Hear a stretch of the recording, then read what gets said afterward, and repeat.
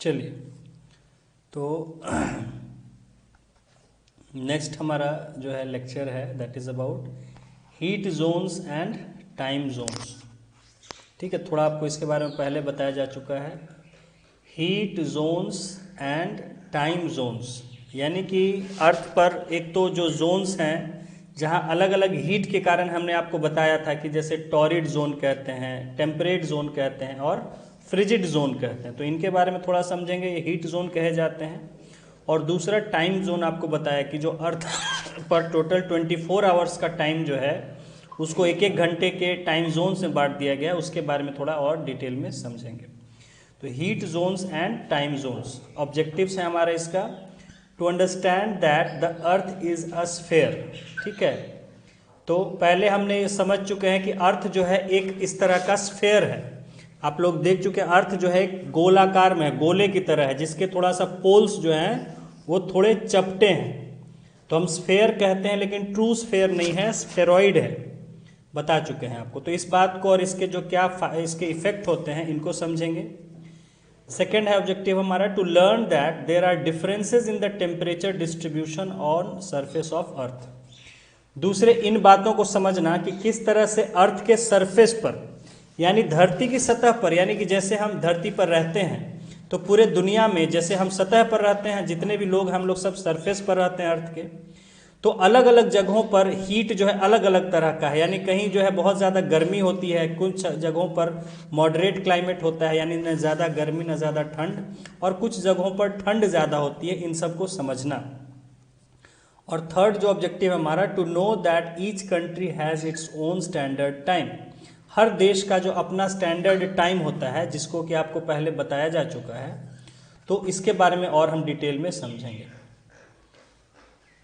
The earth is the only living planet in the entire solar system. आपने पढ़ा था कि जो सोलर सिस्टम है उसमें अर्थ ही एक ऐसा प्लैनेट है जहाँ की लाइफ इतना ज़्यादा एग्जिस्ट कर रहा है। यहाँ human beings, animals, plants, micro organisms इतने सारे हैं ना, सब तरह के पक्षी, जानवर, आदमी, इंसान, छोटे मोटे कीड़े, बहुत सारे जो सब वायरस, फंगाई, बहुत सारे माइक्रो ऑर्गेनिजम्स है, ऑर्गेनिजम्स है, सब कुछ रहता है। तो लाइफ जो है हमारे अर्थ पर ही है सिर्फ। This is possible because of the favourable temperature conditions prevailing over the surface of the अर्थ। और ऐसा कैसे पॉसिबल है? क्योंकि अर्थ के सरफेस पर यानी धरती की सतह पर जो फेवरेबल यानी अनुकूल टेम्परेचर कंडीशंस है, आपने पढ़ा था जब सोलर सिस्टम पढ़ रहे थे कि बाकी प्लैनेट्स का जो टेम्परेचर है वो इस लायक नहीं है कि वहाँ लाइफ जो है सरवाइव कर सके। कहीं बहुत ज़्यादा ठंड है तो कहीं बहुत ज़्यादा गर्मी है, लेकिन हमारे अर्थ पर ही जो है इस तरह का टेम्परेचर का जो रेंज है कि जो पॉसिबल है हर तरह के लाइफ को एग्जिस्ट करने के लिए। The earth receives its heat energy from the sun. Earth जो है उसकी हीट कहाँ से मिलती है? हमने पढ़ा था कि हमारे सोलर फैमिली में जो हीट और लाइट का जो एक ही सोर्स है वो है सन। ऐसा नहीं कि बाकी स्टार्स से भी लाइट आते हैं, स्टार से भी हीट आता है। जैसे कि रात में हम देखते हैं स्टार्स को भी, या मून तो खुद ही सन से वो होता है, तो स्टार्स का भी लाइट आता है, लेकिन वो इतनी दूर हैं कि उनका लाइट कोई खास प्रभाव नहीं देता है और न ही उनके हीट का कोई हम पर प्रभाव होता है। तो सन ही जो है मेन सोर्स है हमारे हीट का और लाइट का। Prevailing temperature of a place on the surface of the earth depends on the amount of heat energy received from the sun. तो धरती पर, अर्थ पर किसी जगह का जो टेम्परेचर है वो कितना टेम्परेचर है डिपेंड करता है कि वहाँ सन से कितना जो है गर्मी उसको मिलती है उस जगह। किसी जगह पर क्या टेम्परेचर है या रहता है, सामान्यतः जनरली क्या टेम्परेचर, प्रिवेलिंग मीन्स एग्जिस्टिंग, होना, रहना। तो किसी जगह पर क्या टेम्परेचर पाया जाता है वो डिपेंड करता है कि उसको सन से कितनी हीट एनर्जी मिलती है उस जगह को। द हीट एनर्जी दस received is not uniformly distributed over surface of अर्थ। आपने पढ़ा कि जैसे ये अर्थ है, इस पर सन का लाइट और हीट आ रहा है, तो ये जो हीट और लाइट है वो यूनिफॉर्म नहीं है, यानी एक तरह हर जगह, एक जैसा हर जगह नहीं है। इक्वेटर के आसपास जहाँ सन वर्टिकल होता है ज़्यादातर समय हीट बहुत ज़्यादा आती है। इधर जैसे हम इक्वेटर से दूर पोल्स की तरफ जाते हैं, आपको पता है कि जो है सन वर्टिकल कम होता है तो हीट और लाइट वहाँ कम होता है। पोल्स जो कि बिल्कुल दूर हो जाते हैं पोल्स, तो वहाँ पर जो है लाइट और हीट दोनों ही बिल्कुल कम हो जाते हैं। तो आपको बताया कि पोल्स पर जो है बर्फ, सैकड़ों किलोमीटर की बर्फ जमी हुई है, सालों भर वहाँ बर्फ जमी होती है, माइनस में टेम्परेचर होता है, ठीक है, क्योंकि वहाँ सनलाइट बिल्कुल न के बराबर है और जो है आपका हीट है वो तो बिल्कुल ही नहीं है। तो इसीलिए माइनस में बहुत -20, 30 और नीचे समर टेम्परेचर्स -30 जाता है, विंटर में तो -50, 60, 70 चला जाता है। समझ रहे हैं? समर का जो हाईएस्ट टेम्परेचर्स होता है वो -20, -10 के आसपास आ पाता है कहीं कहीं। समझ गए?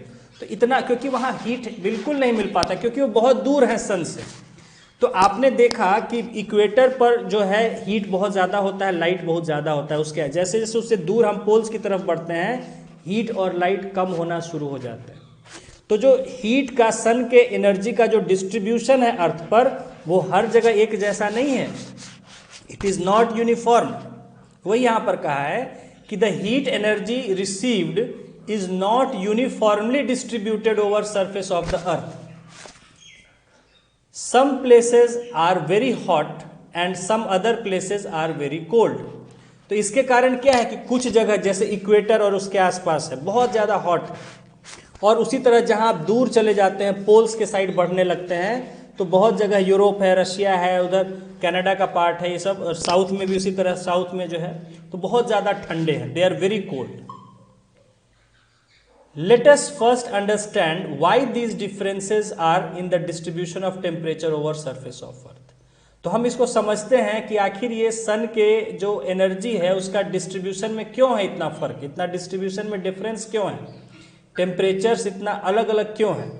तो आपको इसको आज सुबह क्लास में समझाया कि जब वर्टिकल रेज आती है तो हीट हमें ज़्यादा मिलता है, जब स्लैंटिंग रेज मिलती है तो हीट उसकी कम जाती है। ये आपको आज सुबह के लेक्चर में समझा चुके हैं। तो the differences in distribution of temperatures are mainly due to variation in angle of incidence of sun's rays on earth and shape of the earth. तो कहा जा रहा है कि एक तो जो है क्यों है फर्क, क्योंकि जो हमारा अर्थ है, ठीक है, जो हमारा अर्थ है, ठीक है, मान लीजिए रफ डायग्राम ये अर्थ का है और ये हमारा मान लीजिए कि यहाँ ऐसे सन है, ठीक है, सन का इस तरह से आपके ये सन हो गया। तो अब इसकी जो रेज है आप देख सकते हैं कि एक रे इसकी ऐसे जा रही है, एक रे इसकी ऐसे जा रही है, एक रे इसकी ऐसे जा रही है, एक रे इसकी बिल्कुल ऐसे यहाँ जा रही है, ठीक है, इस तरह से अलग अलग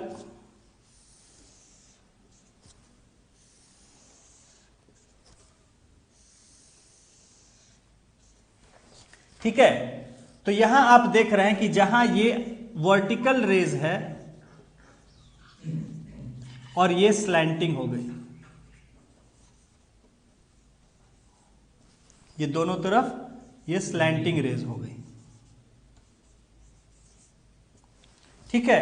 तो आपको सुबह ही हम एक्सप्लेन कर चुके हैं कि जो आदमी अर्थ के सरफेस पर इस तरह से खड़ा है, हम लोग इस तरह से हैं, ठीक है, तो यहां जब वर्टिकल है हमारे सिर के ऊपर, इसके जो है सिर के ऊपर बिल्कुल सनलाइट आ रही है, इसको गर्मी महसूस हो रही है। जबकि ये इस तरह से खड़ा है तो इसके पूरे शरीर पर, आधे शरीर पर आ रही है। जो यहाँ खड़ा है उसके तो पूरे शरीर पर फैल जा रही है, जो यहाँ है उसको तो बिल्कुल शरीर पर पूरे चारों तरफ से और दूर से। तो दोनों एक तो हमारा, तो यही यहाँ पर कहा जा रहा है कि ये जो सन के जो हीट एनर्जी का डिस्ट्रीब्यूशन है, इसका डिफरेंस पहला क्या है, एंगल ऑफ इंसिडेंस, यानी ये जो एंगल बन रहा है, ये एंगल,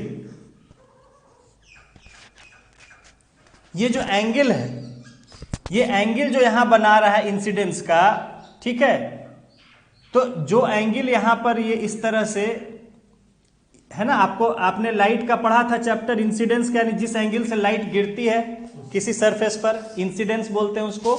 तो जिस एंगल पर ये अर्थ को स्ट्राइक कर रही है, यानी वहां रहने वाले हम लोगों को स्ट्राइक कर रही है, उस एंगल ऑफ इंसिडेंस जो है ये थीटा, एंगल ऑफ इंसिडेंस, उस पर उसका वेरिएशन, एंगल ऑफ इंसिडेंस जो है ये आप देख रहे हैं कि ये अलग अलग है एंगल। यहां जो है देखिए 90 डिग्री पर स्ट्राइक कर रहा है इक्वेटर पर। ये जो है अगर इक्वेटर है,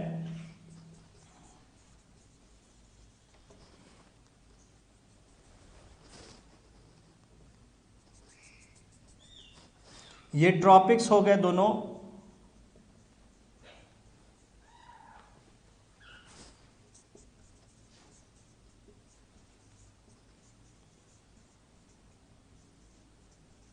और ये पोल्स हो गए।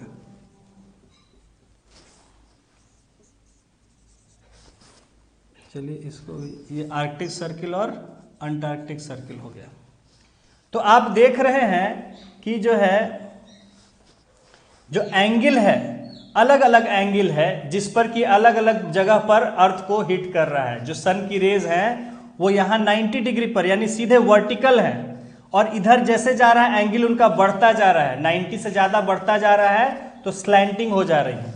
तो यहाँ यही आपको कहा गया है कि the difference in distribution of temperature are mainly due to variation, यानी बदलाव, change in the angle of incidence of sun's rays on earth, ठीक है, and the shape of earth, और साथ ही साथ जो अर्थ का शेप है, जो गोलाकार शेप है, इसके कारण भी, ठीक है ना, इसके कारण से गोल शेप है, ठीक है, तो इसकी वजह से एंगल, अगर ये इस तरह से अगर चपटा होता, ठीक है, तो कुछ और एंगल पर करता है ना, और ये गोल है तो इसकी वजह से दूर होते चला जाता है, तो उसकी वजह से एंगल बढ़ जाता है। तो दो, एक तो शेप ऑफ द अर्थ, लेकिन ज्यादा इसमें जो है एंगल इसके लिए रिस्पॉन्सिबल है। एंगल हर जगह बदलाव आ जाता है, और एंगल क्यों बदलाव आता है, क्योंकि अर्थ का शेप गोलाकार है, इस वजह से।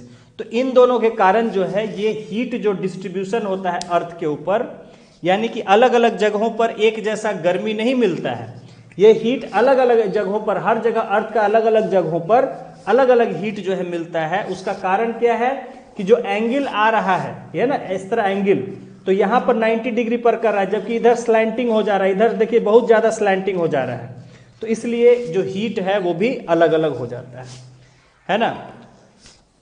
देखिए एंगल ऑफ सन्स रे, इसको आज सुबह ही सबको समझा चुके हैं, थोड़ा डिटेल में इसको कर रहे हैं। एंगल ऑफ सन्स रेज, सन के रेज का एंगल कैसे है। The amount of heat received by surface of earth depends on the angle at which the rays of sun fall on that surface। तो जैसे सुबह आपको हमने ये जो है एक ग्राउंड पर एक स्टिक खड़ा करके और उसका एग्जाम्पल समझाया था कि अगर उस पर जो है स्लैंटिंग इधर से रेज आएगा तो उसका शेडो, उसका ज़्यादा एरिया उसको कवर करेगा, पूरे एरिया पर पड़ेगा। सन का रेज जो है अगर इस एंगल पर आएगा तो पूरे एरिया पर पड़ेगा, तो उसका शेडो लंबा हो जाता है। आपको इससे एग्जाम्पल से बताया था कि उसका जो हीट होगा कम हो जाएगा, और ऊपर से पड़ेगा तो इस तरह से उसका छोटा होता चला जाएगा, ठीक है, अगर इस पोजीशन। और अगर बिल्कुल ओवरहेड होगा, उसके वर्टिकल होगा, तो बिल्कुल छोटा, डायरेक्ट यहाँ पर रेस पड़ेगा तो बिल्कुल छोटा सा पड़ेगा इमेज, तो इसलिए उसका हीट जो है बढ़ता चला जाता है ना। तो यहाँ आपको बताया कि जिस एंगल पर सन जो है वो जिस एंगल पर किसी को स्ट्राइक करता है उसके कारण उसका जो हीट जो है वो चेंज हो जाएगा। तो इसी से यहाँ पर है कि the amount of heat received by the surface of earth depends on angle at which the rays of sun fall on that surface as shown in the figure. देखिए यहाँ भी उसी तरह का शेडो आपको लेके एग्जाम्पल दिखाया एंगल का। In the figure the vertical rays heat a small surface whereas the inclined rays heat relatively a larger surface। यहाँ देखिए इसी एग्जाम्पल को लेके उन्होंने इस डायग्राम में दिखाया है कि जब वर्टिकल आता है तो उसको कम जगह, कम एरिया उसको मिलता है, ठीक है, तो कम एरिया को उसको हीट करना पड़ता है, तो इंटेंसिटी जो हीट का है वो बढ़ जाता है। जबकि इंक्लाइंड जब आता है तो उसको इस पूरे एरिया पर वो हीट पड़ता है, तो इसके कारण उसका जो हीट का इंटेंसिटी है वो कम हो जाता है, ठीक है, एरिया जो है वो घट जाता है जब वर्टिकल आ रहा है। जैसे मैंने अपना एग्जांपल देके आपको समझाया था कि सन जब मेरे उग रहा है ना, सुबह का समय है, सन मेरे साइड से पूरे बॉडी के एरिया पर हिट कर रहा है, तो मुझे उसका एनर्जी जो हीट है वो एरिया बढ़ जा रहा है, तो पर यूनिट एरिया हीट मुझे कम महसूस हो रहा है। समझ गए? इंटेंसिटी पर यूनिट एरिया को कहते हैं। इंटेंसिटी उसका मुझे हीट का कम महसूस हो रहा है, लेकिन जैसे जैसे सन ऊपर उठता जा रहा है तो वो मेरे कम ही पार्ट बॉडी को हीट एरिया उसको कम मिल रहा है, तो इसलिए हीट, और जब ऊपर आ रहा है तो सिर्फ मेरे सिर और ये इतना ही एरिया पर उसको मिल रहा है, इसलिए उसका इंटेंसिटी जो हीट का वो बढ़ जाएगा। यहां मैंने आपको लेंस वाला भी एग्जाम्पल समझाया था सुबह। We all know that at noon the temperature is very high and it is very hot, है ना। हम जानते हैं कि दोपहर में जो है वो गर्मी की ज्यादा होती है, बहुत टेम्परेचर बहुत हाई होता है। This is primarily because the sun's rays fall vertically on the earth. तो इसलिए होता है क्योंकि दोपहर का जो समय है उस समय सन हमारे सिर के ऊपर बिल्कुल वर्टिकली सीधे नीचे आता है ना।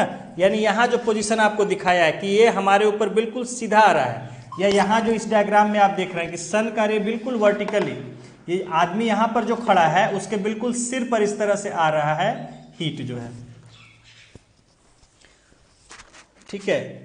When we go for a walk in morning or evening, we feel the temperature is very mild, है ना। जैसा मैंने उदाहरण अपना दिया था कि सुबह या शाम जो है होता है तो सन हमें लगता है कि मॉडरेट है, ज़्यादा उसमें गर्मी नहीं है, क्योंकि वो हमारे पूरे बॉडी पर उतना एनर्जी गर्मी दे रहा है, और दोपहर में सिर्फ सिर के ऊपर दे रहा है।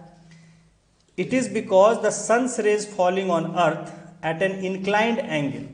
तो क्योंकि झुकाव से, जब ये देखिए कि जब अर्थ जो है वो झुकाव से अर्थ पर वो हिट कर रहा है, एंगल किसी थीटा पर कर रहा है जो कि 90 से ज़्यादा है, ठीक है, तो उस समय उसको ज़्यादा एरिया कवर करना पड़ रहा है, इसलिए उसका एनर्जी कम हो जा रहा है। जबकि जब सामने से कर रहा है तो बिल्कुल थोड़ी सी जगह पर वो हिट कर रहा है डायरेक्टली, इसलिए उसका एनर्जी जो है हीट का इंटेंसिटी बढ़ जाता है। We could appreciate this angle of sun's rays through observing our own shadow when we stand in sunlight. जैसे अपना एग्जाम्पल ले लीजिए, या ये स्टिक का एग्जाम्पल मैंने समझाया था कि आप खड़े हो जाइए, अपने शेडो को देखिए। आप देखेंगे जब सुबह सूर्य उगेगा आपका शेडो बहुत लंबा होगा, जैसे जैसे वो ऊपर उठता जाएगा आपका शेडो छोटा होता जाएगा, और जैसे ऊपर चला जाएगा तो बिल्कुल हो सकता है शेडो बने ही नहीं, फिर शाम को उधर जाने लगेगा तो फिर आपका शेडो लंबा होता जाएगा। यानी कि शेडो यहाँ आपके एरिया को दिखा रहा है, एक तरह से आपके बॉडी के एरिया को, कि कितना एरिया सन का रेज आपको फॉलो कर रहा है। तो जब सुबह जब आपका शेडो लंबा है, इसका मतलब आपका बहुत ज़्यादा एरिया उसको कवर करना पड़ रहा है, जबकि जब वर्टिकल ऊपर हो जाता है बहुत कम एरिया कवर कर रहा है, इसलिए शेडो भी आपका छोटा बन रहा है, तो इसलिए हीट उस समय ज़्यादा लगता है, ठीक है। अब शेप ऑफ अर्थ पर हम आते हैं कि शेप ऑफ अर्थ, इसमें अब शेप का क्या इंपॉर्टेंस है उसको समझेंगे, अर्थ के शेप का। The location of earth in solar system itself is very special. आपने पढ़ा कि जो अर्थ का लोकेशन है इस हमारे सोलर सिस्टम में बहुत खास है, वो बहुत ऐसी जगह है बिल्कुल कि जहाँ की टेम्परेचर मॉडरेट है, और जितनी दूरी पर ताकि हम लाइफ यहाँ सरवाइव कर सके। हमसे पहले जो आपका वीनस है या हमारे बाद मार्स है, वहाँ टेम्परेचर बहुत ज़्यादा होते हैं या बहुत कम होते हैं, ठीक है, तो वहाँ लाइफ पॉसिबल नहीं। हम बिल्कुल इतनी ही दूरी पर हैं कि जितना पर कि बिल्कुल मॉडरेट टेम्परेचर हो लाइफ के लिए और लाइफ वहाँ एग्जिस्ट करे। तो एक तो ये हमारी खास बात है। Another special feature about earth is its shape. दूसरी खास बात है इसका आकार, इसका shape. There were varying ideas among the people about the shape of earth. पहले जब ज्योग्राफी साइंस स्टडी करते थे तो लोगों को तरह तरह के अलग अलग ख्याल थे अर्थ के शेप के बारे में, क्योंकि कोई जाके तो देख नहीं सकता था, ठीक है ना, हम यहाँ से अनुमान ही लगा सकते थे धरती पर। तो but the scientific development for the past 5 centuries revealed that the earth has a spherical shape. लेकिन पिछले 50-60 सालों का जो रिसर्च हुआ उसने इस बात को स्पष्ट किया कि अर्थ जो है एक स्फेरिकल शेप का है, गोलाकार है उसका। पहले क्या है, पहले जब लोग मानते थे कि अर्थ जो है इस तरह का बिल्कुल एक चपटा है, ठीक है, मतलब फ्लैट सरफेस है, फ्लैट है। तो जो जहाज वगैरह में लोग जाते थे तो उनको लगता था कि बहुत दूर जाएंगे तो हम अर्थ से नीचे गिर जाएंगे, अर्थ वहाँ खत्म हो जाएगा और हम लोग कहीं पाताल में चले जाएंगे, गिर जाएंगे कहीं। तो इस तरह का, इसलिए लोग दूर नहीं जाते थे। पहले लोग अपने देश से बाहर, अपने शहर से बाहर समुद्र में नहीं निकलते थे ज़्यादा कि गिर जाएंगे कहीं जाके, क्योंकि जैसे दिखता था कि वहाँ जाके ख़त्म हो जा रहा है, वहाँ धरती और आकाश जो होराइजन हम बोलते हैं, वहाँ का लगता था कि वहाँ जाके मिल जा रहा है, तो वहाँ के बाद फिर गिर जाएगा। तो इसलिए लोग दूर पहले नहीं जाते थे। लेकिन धीरे धीरे जैसे जैसे आदमी नए नए जगह जाने लगा, खोज करने लगा नई नई, तो उसने पता किया कि अर्थ जो है actually spherical. The development of satellite technology helped us to obtain information about the earth from spacecrafts. तो जैसे जैसे आकाश में, स्पेस में जाने का फैसिलिटी हम लोग का डेवलप होता चला गया और सैटेलाइट वगैरह भेजने का हम लोग टेक्नोलॉजी डेवलप कर लिए, उससे हमें मदद मिली अर्थ के बारे में ज़्यादा इंफॉर्मेशन कलेक्ट करने की। स्पेस में जो जाते थे व्हीकल्स, इनको स्पेसक्राफ्ट कहते हैं या सैटेलाइट्स होते हैं, इन सब से हमने अर्थ के बारे में ज़्यादा से ज़्यादा इंफॉर्मेशन कलेक्ट किया। The photographs of the earth taken from spacecrafts provide the final proof for the fact that earth is spherical. तो ऐसे स्पेसक्राफ्ट्स और सैटेलाइट से जो फोटोग्राफ लेके भेजे गए, उसने पूरी तरह से ये कन्फर्म कर दिया कि अर्थ का जो शेप है वो स्फेरिकल। अब यहाँ देखिए आपको समझाया है डू यू नो में, वास्तविक बात आपको समझाइए। ये अर्थ स्फेरिकल तो बच्चों को बताया जाता है। अब सही बात जो है कि there is no arithmetic shape similar to that of shape of अर्थ।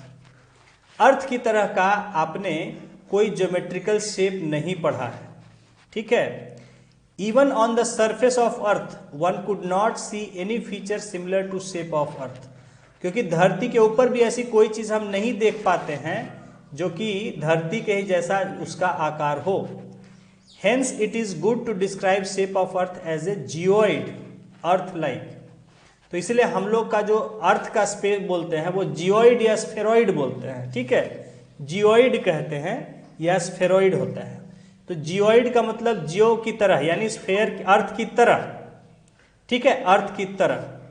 तो जैसा आपको बताया कि अर्थ जो है वो देखा गया कि गोल तो है लेकिन ऊपर चपटा है, ठीक है, यानी साइड से गोल है लेकिन ऊपर जो है, ऊपर और नीचे इस तरह से थोड़ा चपटा है, इस तरह का कुछ आकार है, ठीक है। इसको स्फेरॉइड कहते हैं और अर्थ को इसीलिए जियोइड कहते हैं। तो the sun's rays do not fall on the spherical earth at the same angle, ठीक है। तो आपको यहाँ डायग्राम में दिख रहा है कि जो स्फेरिकल अर्थ है, जो आपको अंदर डायग्राम है या यहाँ भी देख सकते हैं जो बना हुआ है, देखिए यहाँ आपको क्लियर बना हुआ, आप देख रहे हैं कि सन का जो रेज है वो एक ही एंगल पर नहीं पड़ रहा है सब जगह जो है। The rays of the sun fall directly on those parts that are vertically below the sun.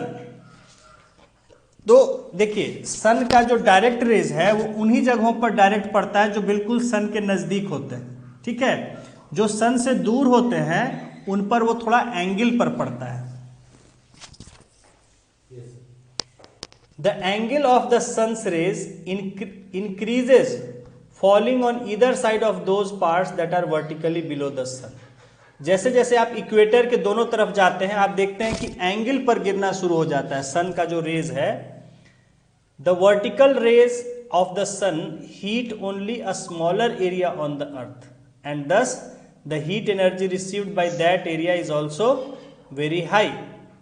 तो आपने यहाँ देखा कि केवल कुछ ही क्षेत्र है जो इक्वेटर और उसके आसपास का क्षेत्र है जहां पर कि सन का रे डायरेक्टली वर्टिकल आता है।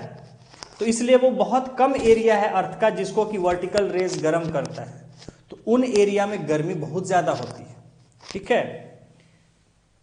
But the same amount of sun's rays when falling at an angle on the surface of earth has to heat relatively a larger area। लेकिन वही जो रेज है वो जब एंगल पर किसी क्षेत्र पर पड़ता है तो उसको बहुत ज़्यादा एरिया को हीट करना पड़ता है, समझ, इसकी वजह से उसका इंटेंसिटी जो है कम हो जाता है। The heat energy is distributed over a larger area, so the heat energy received by that surface is also relatively very low. चूंकि ज़्यादा एरिया पर बट जाता है जब एंगल पर वो स्ट्राइक करता है, तो इसलिए उस ज़्यादा एरिया के कारण हीट बट जाता है और उसका इंटेंसिटी एक एरिया के द्वारा कम हो जाता है। The surface of earth is divide, देखिए यहाँ पर आप लेंस वाला एग्जाम्पल से समझ सकते हैं। जब आप लेंस को ऊंचा रखते हैं या जब नीचे, तो जब नीचे लेंस से जो बनता था, चौड़ा अगर बनता था तो उसमें कोई गर्मी आपको नहीं महसूस होती, क्योंकि ज़्यादा एरिया में फैल रहा है। जैसे जैसे आप लेंस को उसको फोकस करते हैं छोटे एरिया पर, जैसे जैसे उसका लाइट का जो पार्ट होता है वो छोटा होते चला जाता है। अगर आपने हाथ पर करके देखा होगा, आपको महसूस गर्मी बढ़ती चली जाती है। और जब आप बिल्कुल उसको पिन पॉइंट कर देते हैं तो उस समय आपको बर्दाश्त करना मुश्किल लगता है कि स्किन को जला देगा। आप देखते हैं पेपर रखते हैं जल जाता है। तो वो चूंकि बहुत कम एरिया में उसी हीट, देखिए आप ऐसे सन में आप हाथ को रखे हुए हैं, आपको बड़ा आरामदेह लग रहा है, कोई गर्मी नहीं लग रहा है, लेकिन जहां आपने लेंस से उस पर फोकस कर दिया वो आपकी चमड़ी को जला देगा। तो हीट क्या हुआ, सन का रेज तो आ रहा है उसी पर, लेकिन आपने उसको लेंस की मदद से और उसको फोकस कर दिया छोटे एरिया में। तो वही हीट जो ज्यादा एरिया में फैल रही थी, यानी जो लेंस पर जब जा रही है तो लेंस का जितना डायमीटर सरकमफेरेंस है उतने एरिया में फैल रही है, लेकिन लेंस से नीचे जब वो एक पॉइंट पर फोकस हो जा रही है तो बहुत ही कम एरिया में उतने हीट को आप फोकस कर दे रहे हैं, और इस वजह से वो जो चीज वहां रखी होती है उसको जला देती है। ठीक है, यही बात यहां समझाई जा रही है कि जब डायरेक्ट आता है तो उसका इंटेंसिटी ज्यादा होता है, क्योंकि कम एरिया पर वो हिट करता है तो गर्मी ज्यादा उस क्षेत्र पर होती है। जहां एंगल पर जाता है वहां एरिया बढ़ जाता है, क्योंकि इंक्लाइंड हिट करता है, इस वजह से एरिया बढ़ जाता है तो सन की रेज की गर्मी कम हो जाती है, बढ़ जाती है। The surface of the earth is divided into different heat zones based on the difference in heat energy received in different places. इस तरह से जब आप देख रहे हैं कि ये जो अर्थ है इस पर अलग अलग हीट डायरेक्शन में जब सन का रे पड़ रहा है तो अलग अलग हीट वहां पर पैदा हो रहा है, तो इसकी वजह से अर्थ को ऐसे अलग अलग जोन में बांट दिया गया जहां अलग अलग हीट रिसीव होती है। म्यूट कर दीजिए इसे।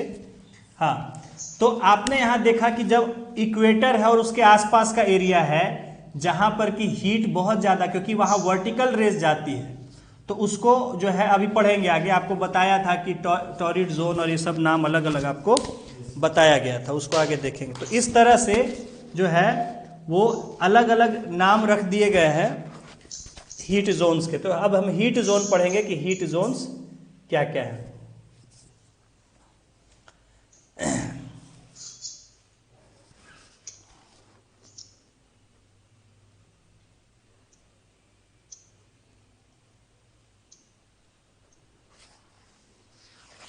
ठीक है, तो अब हम लोग हीट जोन्स जो हैं उनके बारे में पढ़ेंगे, अलग अलग क्या हीट जोन्स हैं। देखिए, सबसे पहले हो गया the torrid zone. Torrid zone, ठीक है, टॉरिड का मैंने आपको मतलब बताया था हॉट, वेरी हॉट। तो the earth surface lying in between the tropic of Cancer that is 23.5 degree north and tropic of Capricorn 23.5 degree south is called torrid zone. तो अगर आप इस ग्लोब में देख सकते हैं, ठीक है, ग्लोब में तो ये आपका इक्वेटर की लाइन जा रही है, ठीक है, ये आपका ऊपर ट्रॉपिक ऑफ कैंसर है और ये नीचे ट्रॉपिक ऑफ कैप्रिकॉर्न है। तो इन एरियाज में, ठीक है, ये इक्वेटर के आसपास इतने एरिया में जहां की आपके हीट जो है बहुत ज्यादा होता है, क्योंकि सन का रेज वर्टिकल ज्यादा समय पड़ता है, जहां गर्मी ज्यादा होती है, इसको हम कहते हैं टॉरिड जोन। ठीक है, इक्वेटर से ट्रॉपिक्स के बीच में, यानी ऊपर ये ट्रॉपिक ऑफ कैंसर, ठीक है, और नीचे ये, यानी ये जो पूरा ये इलाका है ये ट्रॉपिक ऑफ कैप्रिकॉर्न, ठीक है, इसको कह दिया गया, क्योंकि ये बहुत गर्म है तो इसको कह दिया गया टॉरिड जोन। जिस तरह से पानी खौल जाता है टॉरिड वाटर कहते हैं, तो उसी तरह से इसको कहा गया टॉरिड जोन। ऊपर ट्रॉपिक ऑफ कैंसर से लेके नीचे ट्रॉपिक ऑफ कैप्रिकॉर्न तक, यानी यहां 23.5 डिग्री नॉर्थ से जो है 23.5 डिग्री साउथ तक का जो इलाका है, ये 0 डिग्री इक्वेटर हो गया। ये इतना जो एरिया है जहां की सन का रेज आप देख रहे हैं कि ज्यादातर जो है वो वर्टिकल पड़ रहा है, ठीक है, वर्टिकल पड़ रहा है। तो यहां पर जहां गर्मी ज्यादा हो इसको कहते हैं टॉरिड जोन, ठीक है। The sun's rays fall vertically over this surface almost throughout the year. पूरे साल लगभग यहाँ सन जो है बिल्कुल उसका सीधे लगता है कि जैसे गर्मी में सीधे सिर के ऊपर रहता है, तो डायरेक्टली वर्टिकल फॉल करता है।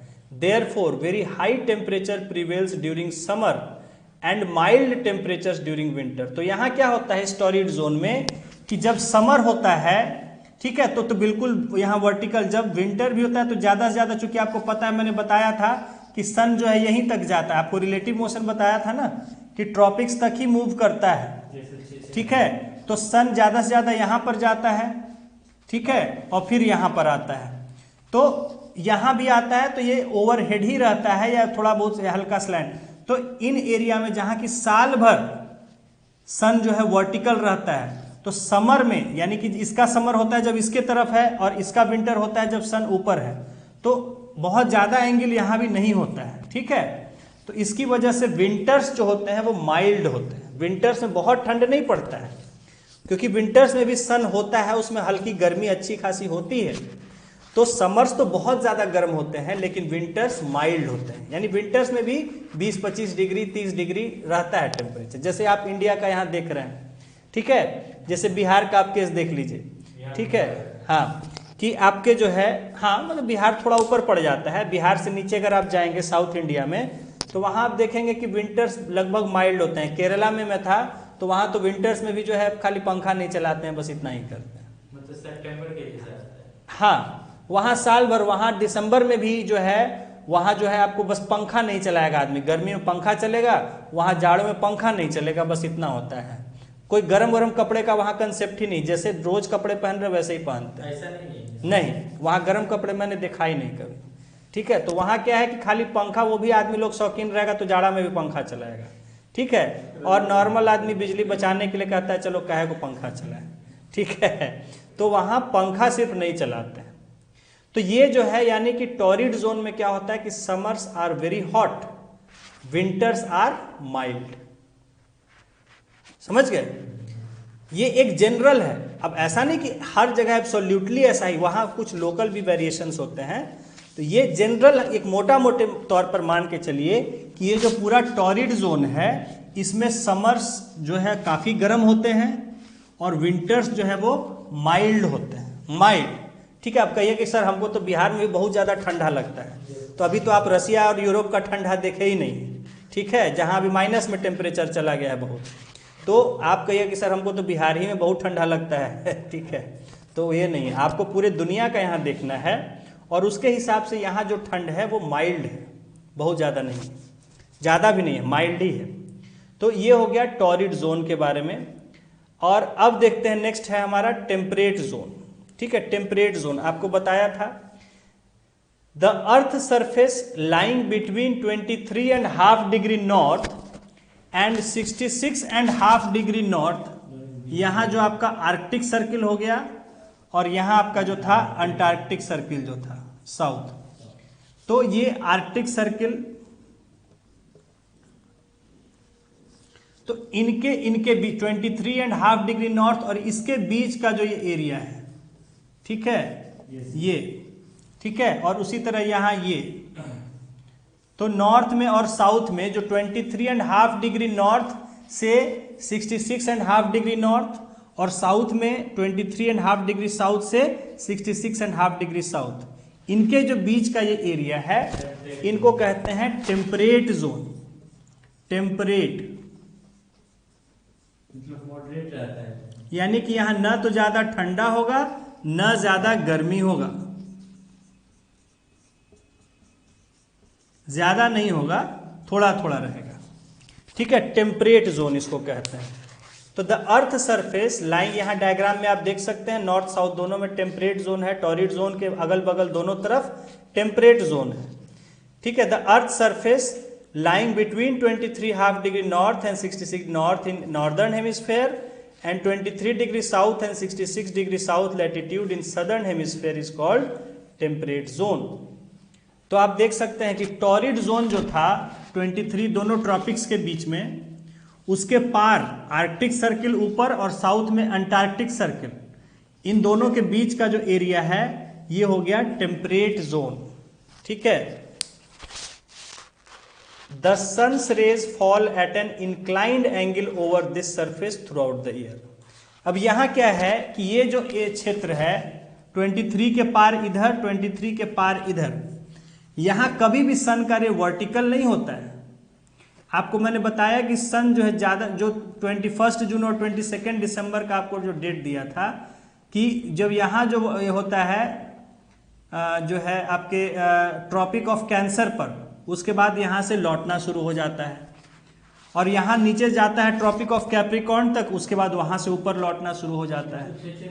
हाँ, तो आपको कहने का मतलब है कि कभी भी इन एरियाज पर कभी भी ओवरहेड या वर्टिकल नहीं आता है सन, यहीं तक वर्टिकल रहता है 23 नॉर्थ से 23 साउथ तक के बीच में।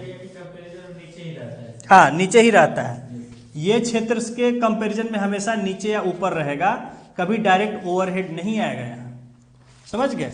तो ऊपर में जो क्षेत्र है, the sun's rays fall at an inclined angle over this throughout year, पूरे साल भर, है ना, हमेशा एंगल पर वहां हिट करता है, कभी भी वर्टिकल नहीं होता है। Therefore mild temperature prevails in this zone through out the year. तो इसीलिए पूरे साल यहाँ माइल्ड टेम्परेचर्स होता है, क्योंकि सन का रे कभी भी ये नहीं होता है, आपके क्या बोलते हैं, वर्टिकल नहीं होता है। ठीक है। तो टेम्परेट जोन में जो है, और कभी बहुत ज्यादा दूर भी नहीं होता है। ठीक है। तो इसकी वजह से न बहुत ज्यादा गर्मी पड़ती है न बहुत ज्यादा ठंड पड़ती है। Mild temperatures through out the year, temperate zone. हाँ। सर हमारे मतलब कि बीच में, हमारे प्लैनेट के बीच में, तो मतलब कि जब ये रिवॉल्यूशन करती हैं, तो फिर मतलब जैसे कि ये पोल है, नॉर्थ पोल, जब ये नीचे आती है बीच में सन, जब ये नीचे आती है तो इसका तो मतलब नॉर्थ पे पड़ना चाहिए ना, नॉर्थ पे पड़ना चाहिए ना, सन रेज ओवरहेड होना चाहिए। कौन नीचे आता है जब अर्थ जब रिवॉल्यूशन करती है? हाँ, तो ऐसे रिवॉल्व कर रहा है ना, ऐसे कर रहे हैं ना। ये देखिए ऐसे ये झुका हुआ है और ऐसे ऐसे रोटेट कर रहा है, ऐसे ऐसे रिवॉल्व कर रहा है, ऐसे ऐसे, थोड़े ऐसे ऐसे करता है। समझ गए? ऐसे ऐसे कर रहा है ना, हॉरिजॉन्टल एक्सिस है और उससे इंक्लाइन तो 66 डिग्री ऐसे या ऐसे मान लीजिए। ये देखिए पोजीशन यही है, एग्जैक्टली ये ऐसे ये रोटेट कर रही है और साथ ही साथ ऐसे जो है, बताए कितनी बार घुमा के दिखाएं फिर भी आप लोग को। सन इधर कहीं भी मान लीजिए, बीच में, और ये इसके चारों ओर। अरे बीच में ही मान लीजिए, यहीं पर, वो तो हम आपको दूर दिखाए, मान लीजिए बीच मान लीजिए, तो भी ऐसे ही घूम रहा है ना, ऐसे ही तो घूम रहा है। बीच में यहाँ सन है, मान लीजिए यहाँ सन है, सन के चारों ओर ऐसे ऐसे घूम रहा है, ऐसे ऐसे घूम रहा है। बीच से घूम रही है, हाँ ऊपर नहीं आ रही। हाँ, सन के ऊपर जाएगा। वो तो चूंकि इस तरह झुका हुआ है, इसलिए आदमी को लगता है कि हमारे ऊपर नीचे हो रहा है सन, क्योंकि ये ऐसे इसका एंगल इंक्लाइंड है, इस वजह से वो महसूस होता है। समझ गए? सन ऊपर नीचे थोड़े होता है, सन तो हॉरिजॉन्टल एक्सिस है और उसके चारों ओर ऐसे ऐसे ऐसे ऐसे घूम रहा है। ठीक है। तो इसलिए जो है माइल्ड टेम्परेचर्स होते हैं यहाँ साल भर, इसको नाम रखा गया टेम्परेट जोन। अब आ गया थर्ड जो है वो फ्रिजिड जोन। फ्रिजिड यानी फ्रीजिंग, जहां फ्रीजिंग बहुत ठंड है जहां, ठीक है, फ्रिजिड उसको नाम रख दिया फ्रीजिंग से। The earth surface lying in between the temperate zone that is 66.5 degree north and north pole in northern hemisphere and temperate zone and south pole in southern hemisphere is called frigid zone. अब ये बताया जा रहा है कि यहाँ 66 degree से लेकर नॉर्थ पोल यानी 90 डिग्री तक नॉर्थ में, और उसी तरह 66 डिग्री से साउथ में। ठीक है, इसको हम डॉटेड करके दिखा रहे हैं। ठीक है, ये जो डॉटेड एरिया है ये आपका जो है ये फ्रिजिड जोन है, यानी बिल्कुल फ्रीज की तरह जमा हुआ है। फ्रीज के अंदर कैसे जमा रहता है फ्रीजर के अंदर, वैसे ही ये जो है, तो इसको नाम रख दिया हमने frigid zone. Frigid zone. Sir जीव कहने का मतलब क्या है? फ्रिजिड, फ्रीज टाइप इतना फ्रिज जोन। अरे वो अब लिटरेचर वालों से पूछिए कि फ्रिजिड क्यों रखा, फ्रीजर क्यों नहीं रख दिया, फ्रीजर जोन रख देते बोलते हैं ना, वो सब लिटरेचर वालों से पूछिए। ठीक है, ये वर्ब, ये सॉरी एडजेक्टिव है इसलिए आईडी लगता है, फ्रिजिड है ना। फ्रीज का जो एडजेक्टिव बनता है इस तरह से फ्रिजिड होता है इसलिए। फ्रिजिड जोन तो जो 66 डिग्री नॉर्थ और नॉर्थ पोल के बीच का, या 66 डिग्री साउथ और साउथ पोल के बीच का, यानी टेम्परेट जोन के बाद का जो इलाका है, टेम्परेट जोन के बाद पोल तक का इलाका है, दोनों तरफ ऊपर और नीचे, उसको हम कहते हैं frigid zone. The sun's rays are falling very oblique through the year. यहां देखिए आपको दिखाया है कि जो सन का रेज है वो बहुत ज्यादा एंगल पर पड़ रहा है, देख रहे हैं यहां, जबकि यहां पड़ रहा है ये बहुत ज्यादा एंगल पर पड़ रहा है। तो इसको देखिए कि इसी रे को ये इतना इलाका जो है पूरा गर्म करना पड़ रहा है, समझ रहे हैं, इतना इस पर सेट, उसी तरह नीचे भी जा रहा है तो उसी तरह इतना इलाका पर इसको पूरा कवर करना पड़ रहा है, इतना एंगल पर हिट कर रहा है। तो वहां बिल्कुल ही गर्मी उसमें नहीं रह जाती है, समझ रहे हैं, बिल्कुल ही गर्मी नहीं रह जाती, इतना ज्यादा इंक्लाइंड एंगल पर हिट कर रहा है ऊपर नीचे, तो वहां गर्मी न के बराबर रहती है। तो therefore very low temperature prevails through out the year. वहां बर्फ पिघलती ही नहीं है, वहां सालों भर जो है आइस शीट्स कहा जाता है, किलोमीटर्स की, एक दो नहीं 50 किलोमीटर गहरी बर्फ की परत जमी हुई है, वो बर्फ ही नहीं कभी पिघलती है। तो सन में क्या गर्मी होगी उस वहां पर, तो वहां सनलाइट में कोई गर्मी नहीं, बहुत ठंडा टेम्परेचर होता है, माइनस में थ्रू आउट रहता है साल भर। आइस कैप्स कहा जाता है उनको, आइस कैप्स पोल्स को, सैकड़ों किलोमीटर बिल्कुल बर्फ की सतह। वहां जैसे यहां धरती है वहां लोग बर्फ पर चलता है, वहां सब कुछ बर्फ है, समझ गए। तो therefore very low temperature prevails through out the year, इसलिए फ्रीजिंग वहां टेम्परेचर है तो उसका नाम रख दिया फ्रिजिड जोन, फ्रिजिड जहां सब कुछ जमा हुआ है। तो ये आपने हीट जोन्स के बारे में अर्थ के समझ लिया। 23 डिग्री नॉर्थ और साउथ तक का बीच का जो इलाका है गर्म होता है साल भर और विंटर्स माइल्ड होता है, टॉरिड जोन बोल दिए। उसके बाद 23 से 66 डिग्री नॉर्थ और साउथ में का जो इलाका है वहां गर्मी भी थोड़ी होती है और ठंड भी थोड़ी होती है, तो उसको टेम्परेट जोन बोल दिया।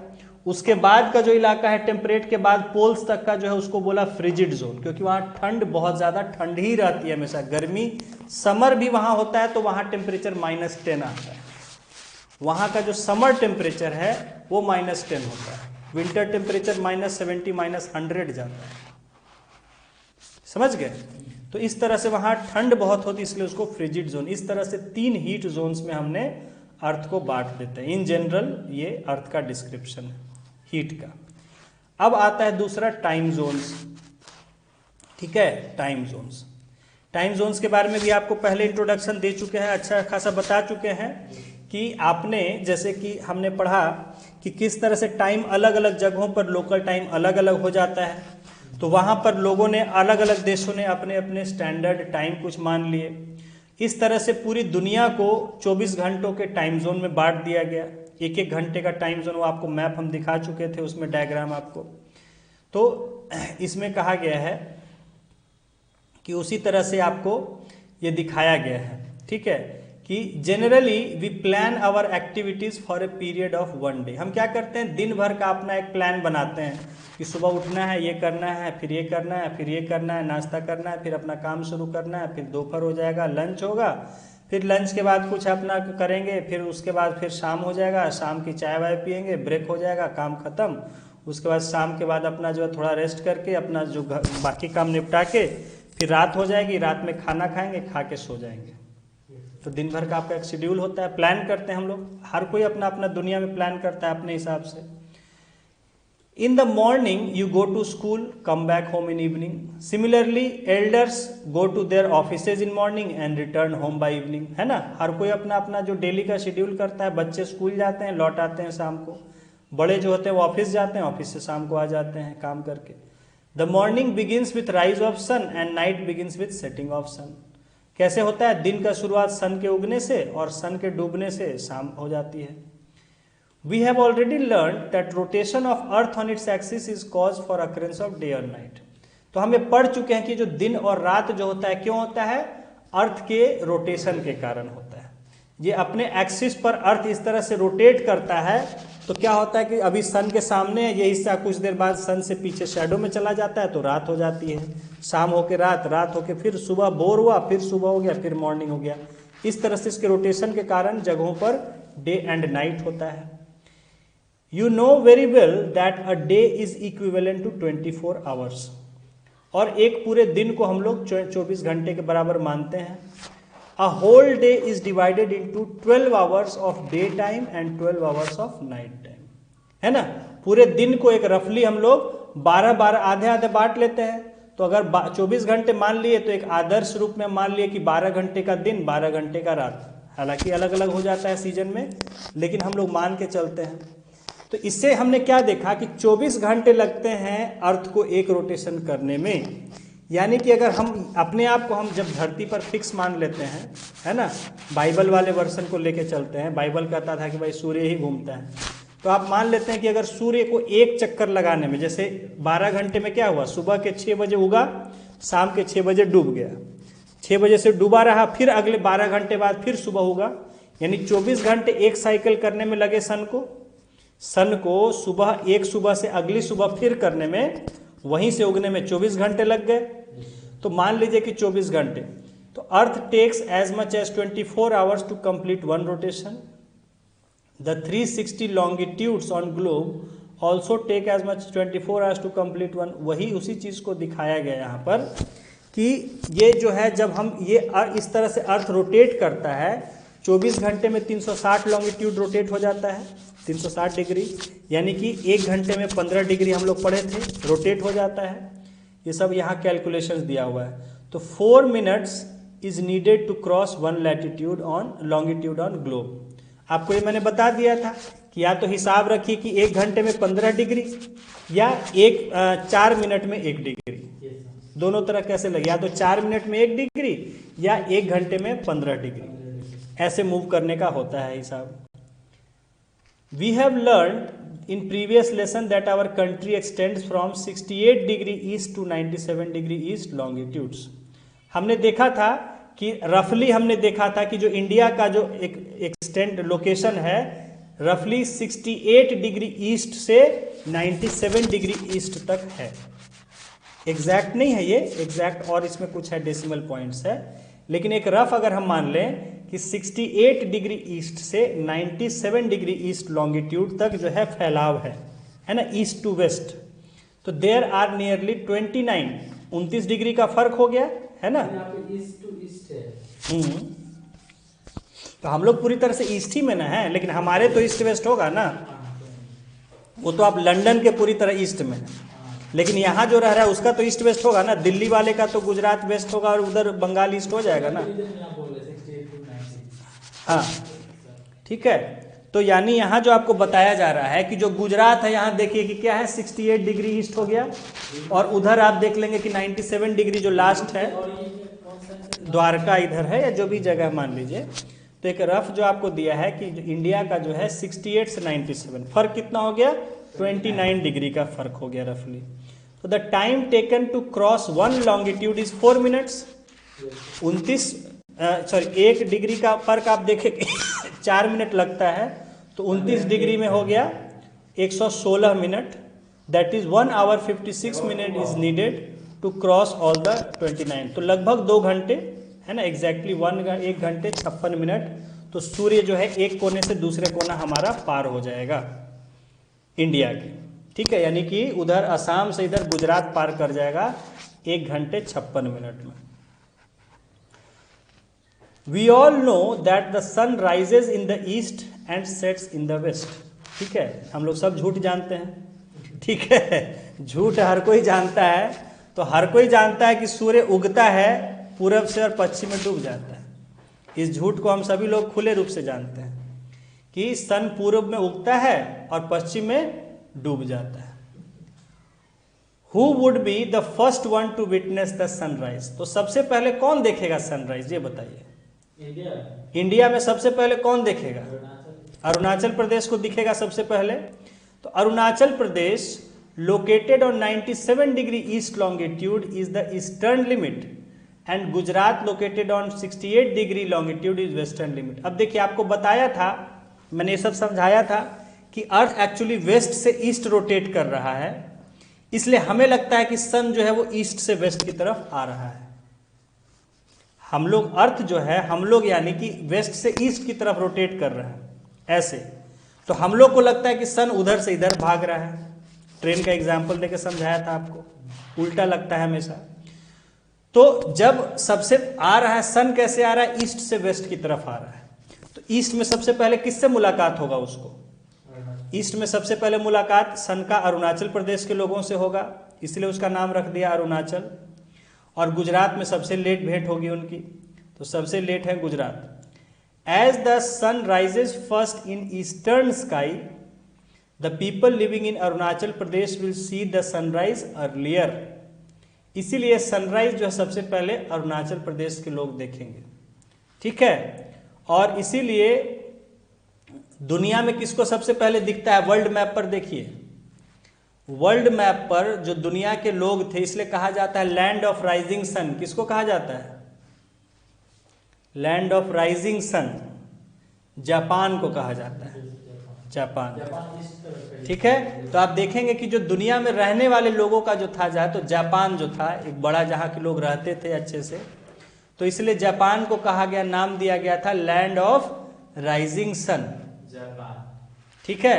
हाँ, तो लैंड ऑफ राइजिंग सन, तो जापान दुनिया में सबसे पहले देखता है, ठीक है। हालांकि रशिया का, लेकिन रशिया ऊपर पड़ जाता है, दिक्कत ये है वो सर्किल के ऊपर चला जाता है तो वहाँ दूर हो जाता है, हाँ, और ट्रॉपिक से बहुत ऊपर हो जाता है रशिया, हाँ। तो यहाँ इसलिए जापान को कहा गया लैंड ऑफ राइजिंग सन। और उसी तरह जो है हमारे भारत की बात कहेंगे, भारत में land of rising sun Arunachal. Arunachal का मतलब ही है जहाँ अरुण अचल होता है, यानी सबसे पहले सूर्य दिखता है, ठीक है। तो अब ये कह रहा है, जहाँ वही एग्जाम्पल आपको देके समझाया गया है कि let us assume that the sun rises at 5 AM in India. हम ये मान लेते हैं कि सन जो है वो सुबह के 5 बजे जो है उगता है भारत में, and the people living in Arunachal Pradesh on 97 degree east longitude will see sunrise at that time. तो जब सुबह 5 बजे सूर्य उगता है तो अरुणाचल के लोगों को 5 बजे दिख जाएगा। If so, at what time the sun will rise on 68 degree longitude which is passes through state of Gujarat. तो कह रहा है कि जब अरुणाचल में 5 बजे होगा तो गुजरात में किस समय होगा, सूर्योदय। तो नेचुरल है, सूर्य को समय लगता है 1 घंटा 56 मिनट आने में, तो जब 5 बजे वहां होगा तो इंडिया में कितने बजे होगा, ये गुजरात में कितने बजे होगा, 6:56 पर, ठीक है। तो क्लियरली आप यहीं से कर सकते हैं कि after 1 hour and 56 minutes that is 6:50, लगभग 7 बजे होगा। वो हमने और पूरा कोना नहीं माना था, डिब्रूगढ़ ही लिया था इस वजह से। 25 हाँ। The states of India lie on different longitudes and so the time of sunrise will be different at different longitudes. अब अलग अलग राज्य जो हैं वो अलग अलग लॉन्गिट्यूड पर है, तो सब जगह सूर्योदय अलग अलग समय होगा। If people living in India follow the local time for their daily routine activities problems will arise. अब ऑफिस का टाइम हम सेट किया जाए तो है ना, तो बेचारे वो घाटे में हो जाएंगे अरुणाचल वाले, और यहाँ भाई दिल्ली और गुजरात और महाराष्ट्र वाले फायदे में हो जाएंगे। वो उनको सुबह उठना पड़ेगा, ये लोग आराम से उठेगा अंगड़ाई लेके लेट, लेकिन उनको जो है सुबह जल्दी, यहाँ ये लोग को रात तक काम करना पड़ जाएगा। तो to avoid any confusion arising out of such a situation every country has adopted a central meridian. तो इस तरह लोगों में कंफ्यूजन ना हो उसके लिए हर देश ने अपना एक बीच का मेरिडियन को अपना एक स्टैंडर्ड मान लिया है। India has also a central meridian and follows the time on that basis. तो इंडिया ने भी अपना एक बीच के मेरिडियन को स्टैंडर्ड मान लिया है, आपको बता चुके हैं, और उसी के आधार पर काम करता है, जिसको हम कहते हैं इंडियन स्टैंडर्ड टाइम, ठीक है। तो हर देश का उसके यहाँ के आधार पर नाम होता है। जैसे इंडिया का है तो इंडियन स्टैंडर्ड टाइम कहेंगे, चाइना का है तो चाइनीज स्टैंडर्ड टाइम, या वहाँ अलग अलग चलता है तो शंघाई टाइम, या इस तरह से बीजिंग टाइम, इस तरह से बोलते हैं जहाँ जगह जो है तो अलग अलग। जैसे चाइना में आपको बताया था कि 4 या 5 होता है, 4 है ये चाइना में, सबसे ज़्यादा तो 11 है। रशिया में है 11 है, तो वहाँ उस जगह का अपने नाम से इस तरह से होता है। तो यहाँ आपने देखिए दिखाया गया वही चीज़ को कि इंडिया एक्सटेंड्स फ्रॉम 68 टू 97, इसलिए 82 30 डिग्री को 82 डिग्री 30 मिनट लॉन्गिट्यूड को सेंट्रल मान लिया है, ठीक है। तो उसको दिखाया गया है यहाँ आपको, कल आपको ये सब समझा चुके हैं। अब यहाँ वर्ल्ड का स्टैंडर्ड टाइम समझ लेते हैं। World standard time, world standard time, ठीक है। तो जैसे इंडिया के लिए हमने माना, तो वैसे वर्ल्ड के लिए क्या माना स्टैंडर्ड, बताए थे ग्रीनविच को हमने मान लिया था स्टैंडर्ड। वर्ल्ड स्टैंडर्ड टाइम को समझते हैं कि there are 360 longitudes drawn on the globe. इस ग्लोब पर मैंने आपको दिखाया था कि टोटल कितना है, 360 डिग्री है। एक एक डिग्री पर अगर आप लॉन्गिट्यूड को खींचते हैं तो कितने लॉन्गिट्यूड हो जाते हैं, टोटल 360 लॉन्गिट्यूड्स हो जाते हैं। ग्रीनविच जो 0 डिग्री जिसको हमने माना, लंदन के पास ग्रीनविच एक जगह है, वहाँ से आने वाले को हमने ये ग्रीनविच मेरिडियन माना। तो इसके ईस्ट में यहाँ से यहाँ तक 180 खींच लिया, और इसके वेस्ट में यहाँ से यहाँ 180। ये जो आप इसका होल्डिंग जो ये स्टिक है यहाँ तक देखेंगे अगर, तो यहाँ से यहाँ तक 180 हो गए, और उसी तरह यहाँ से इस दिशा में 180, तो टोटल 360 मेरिडियन हो गए इस ग्लोब पर या अर्थ पर।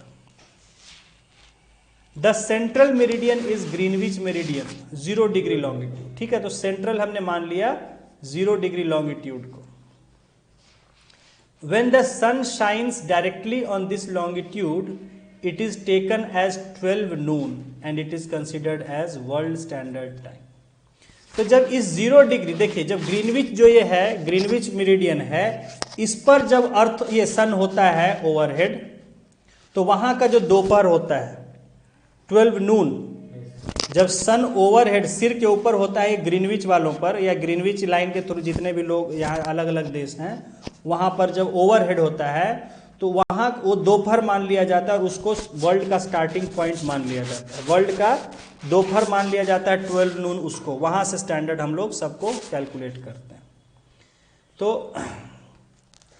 अब यहाँ आपको देखिए डायग्राम में दिखाया है कैलकुलेटिंग, जो आपको सब बता चुके हैं कैलकुलेशन। इसमें दिखाया है कि अगर A, B, C 3 अलग अलग जगह है, ठीक है, तो उनके जो है कैसे कैसे जो है अलग अलग, अगर लॉन्गिट्यूड पर है तो उसमें टाइम अलग अलग फर्क हो जाएगा, तो उसको अलग अलग जो है टाइम उसमें ऐड कर देंगे या सब्ट्रैक्ट कर देंगे। आपको बताया था कि अगर जगह किसी के ईस्ट में होगा तो वहाँ टाइम ऐड हो जाता है, और अगर वेस्ट में होता है तो उसको हम सब्ट्रैक्ट कर देते हैं, ठीक है। तो यहाँ जैसे दिया है कि as place C is east of place A and B, देखिए एज प्लेस सी पेज 217 पर, ठीक है। यहाँ जो आपको डायग्राम दिया गया है, तो ए बी सी 3 जगह है, सी सबसे ईस्ट में है, तो चूंकि सी सबसे ईस्ट में है वहां सूर्य सबसे पहले उगेगा, ठीक है, तो वहां का टाइम आगे होगा ए और बी से, उसके बाद बी पर उगेगा, उसके बाद ए पर उगेगा, यानी बी का टाइम ए से आगे होगा और सी का टाइम बी और ए दोनों से आगे होगा। उसी चीज को यहाँ इन्होंने एग्जाम्पल लेके समझाया है। मतलब सी जो है 1 घंटा बी से पहले उगेगा, हाँ, और सी जो है 2 घंटा ए से उगेगा। हाँ, 1-1 घंटे का फर्क है। तो यहाँ यही दिखाया है कि 5, 6, 7 5 बजे 6 घंटा 7 घंटा, इस तरह से फर्क दिखाया है सबका ग्रीनविच से डिफरेंस टाइम का। तो कहा है कि as place C is east of a and b the sun rises first and the time is 7 AM while it is 6 AM at place b and 5 AM at place a. तो अगर ए, देखिए जैसे सी पर सबसे पहले उगा सूरज, उसके बाद बी पर उगा और ए पर उगा, तो अगर ए पर 5 बज रहे हैं सुबह के, तो बी पर 1 घंटा आगे यानी 6 बज रहा होगा, और सी पर 7 बज चुका होगा। समझ गए? इसी चीज को यहाँ एक्सप्लेन किया है।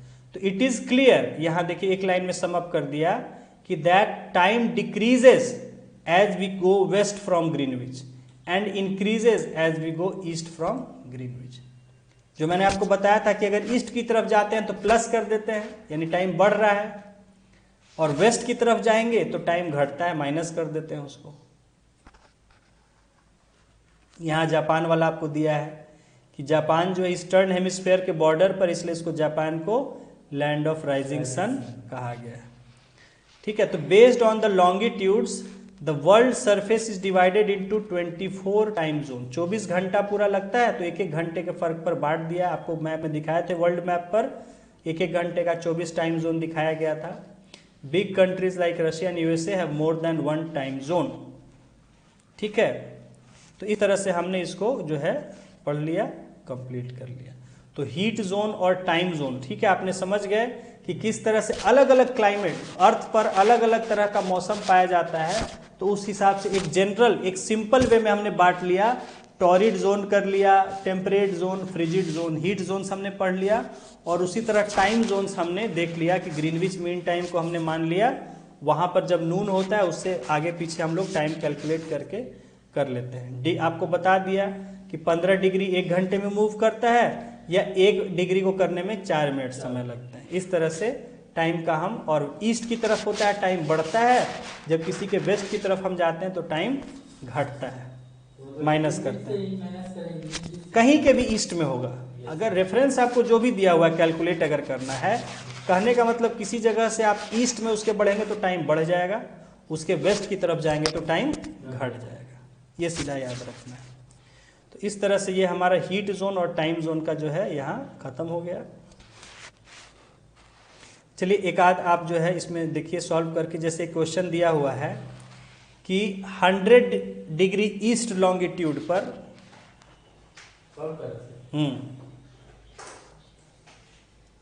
100 डिग्री ईस्ट पर जो है, हाँ क्वेश्चन है,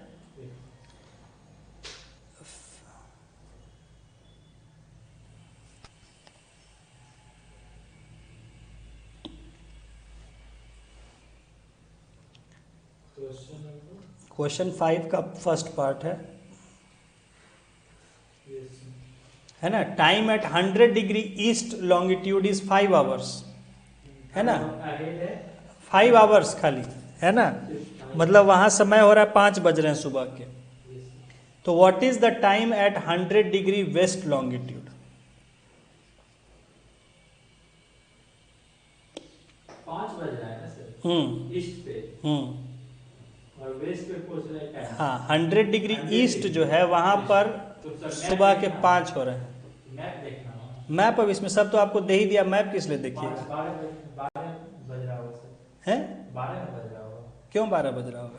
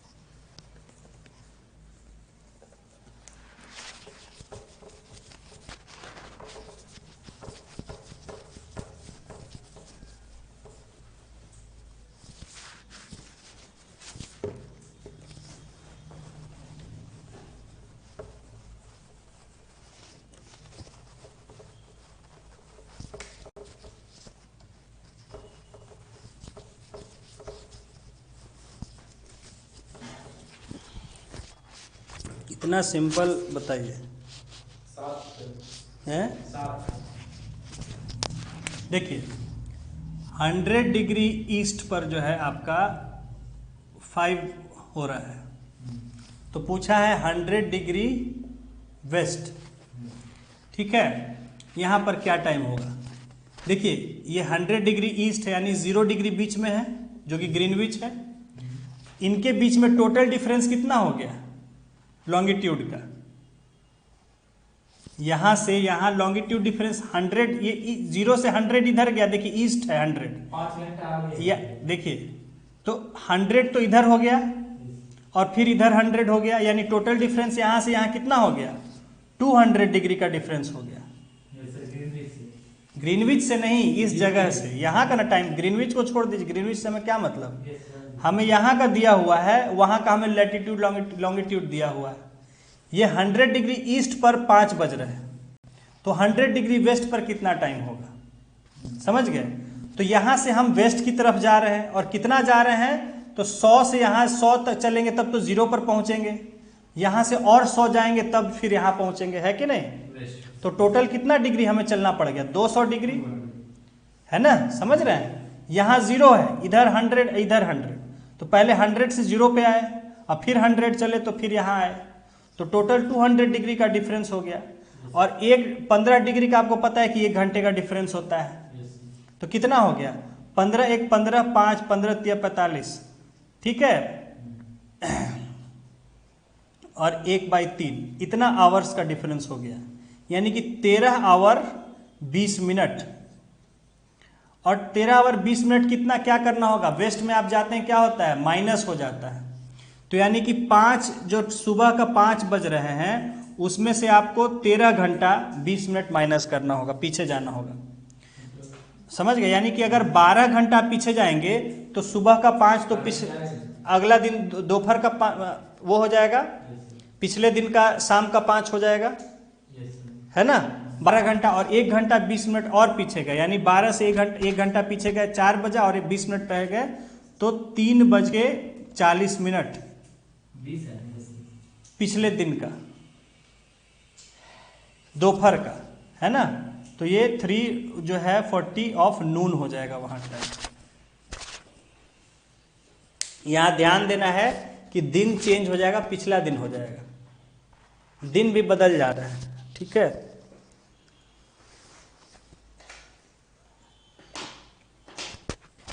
देखिए इसको समझ कर लीजिए।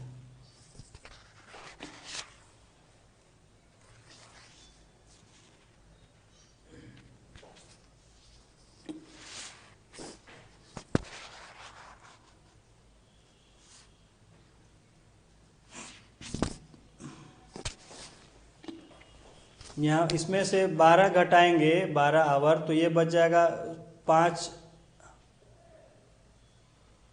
नून का आ जाएगा, और इसमें से 5 में से फिर -1 आवर 20 मिनट करिएगा तो बराबर आ जाएगा 340 नून। यहाँ आप 5 नून में से 1 घंटा 20 मिनट जो है सब्ट्रैक्ट करेंगे तो फाइनल आंसर आपका आ जाएगा 3 आवर 40 मिनट नून, यानी इवनिंग का आ जाएगा, पिछले दिन का शाम का 3:40 हो रहा होगा।